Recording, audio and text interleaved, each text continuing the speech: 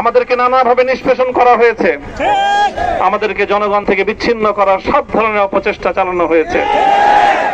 আমি আজ এই মুহূর্তে আমার এই মুক্তি উপলক্ষে আমি বলতে চাই, আমাদের উপর জুলুম করা হয়েছে, এটাকে আমরা সহ্য করে নিলাম। আমাদের ভাইদেরকে হত্যা করা হয়েছে, সেটাও সহ্য করে নিলাম। আমরা আমার সন্তানের লাশ কাঁধে তুলে নিয়েছি, সেটাকেও আমি হাসি মুখে বরণ করে নিলাম।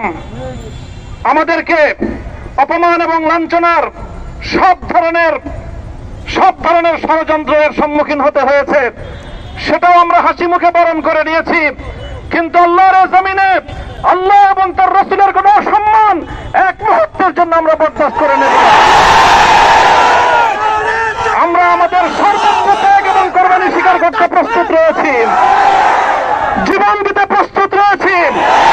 আল্লাহর জমিনে আল্লাহর দ্বীনের ঝান্ডা সমুন্নত করেই আমাদের যাত্রা থামবে ইনশাআল্লাহ। হয়তো শাহাদাত, নয়তো খেলাফত ইনশাআল্লাহ। আল্লাহর জমিনে খেলাফত প্রতিষ্ঠার যে আওয়াজ আজ পৃথিবীর দিকে দিকে উচ্চারিত হচ্ছে, সে আওয়াজ বাংলার জমিনে খেলাফতের এই আন্দোলনকে চূড়ান্ত গন্তব্যে পৌঁছাবে ইনশাআল্লাহ।